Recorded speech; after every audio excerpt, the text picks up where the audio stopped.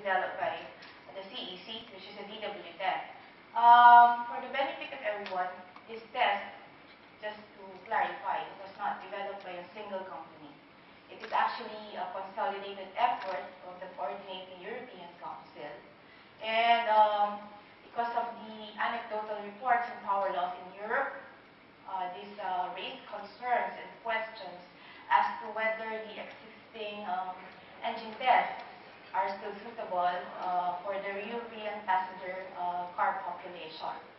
As mentioned earlier, in order to produce reliable fouling, you need to put the zinc there. And without the zinc, it just wouldn't foul. Or it may or may not foul, but it just wouldn't foul. And at the same time, the test is designed for 10 ppm sulfur fuel.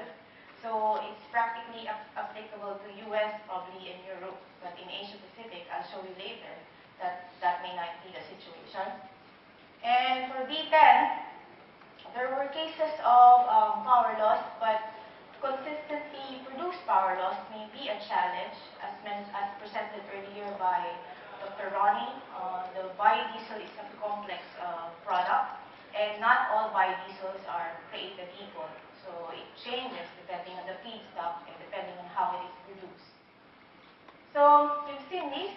This is standard charts to show you that the fuel with the zinc, without the additive, there will be a significant power loss over time. But with the additive, then you see that the power is maintained. Okay. Then similarly, for cleanup, you start with the base fuel with the zinc, and then you dirty up, and then after that you add the base fuel and the zinc and the additive, and then you see that there's a power restoration, complete power restoration in such a short period. Okay. As I was saying earlier, this is the trend for Europe, and we may see this happening in the future. But for Asia Pacific, the challenge is really the timelines, because if you look at the chart, most are still on Euro 2, except for China, Hong Kong, and Singapore. So what we're saying is that EW10 is not a replacement of XUD9. While we're focused on looking at the future, looking at IDID, looking at EW10, what we're saying is that we have to address also what is here and what is now. So we still have the XUD9 as our old reliable engine test. So equally, like if you develop an additive that will address these problems, it has to perform in both EW10 and XUD9.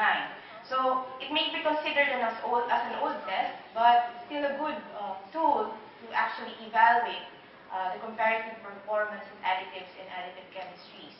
While we have focused more on the injector deposits, there are also cases where filter blocking is being reported. So another benefit that you can get from these additives is really on the filter cleanliness. And filter blocking is becoming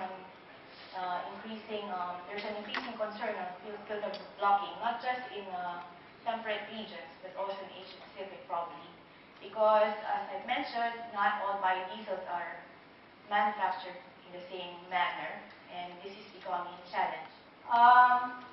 This is a filter showing some actual tests done in the US. This is the result of the field test. Unfortunately, due to some confidentiality agreements, I cannot share more details. But this is just to show you that with the additive, you get a cleaner filter after 50,000 kilometers as compared to the one without the additive. Okay, this is for the test that we did for the US. In summary, what I was saying is that we have seen the developments on the emission standards in Europe. We have seen the changes on the fuel injection systems, and more sophisticated fuel injection systems are being considered. And of course, equally, the fuel specifications has to synchronize with these changes. And now with this new fuel injection system in place, it's becoming more sensitive to deposits. So the good thing is that we have additives in place to address these problems. But equally, I would also like to emphasize that while we are Europe. For Asia Pacific, the challenge is different in the case that there will still be like older technology engines that are available.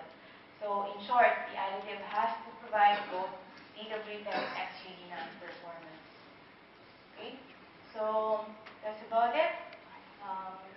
Thank you.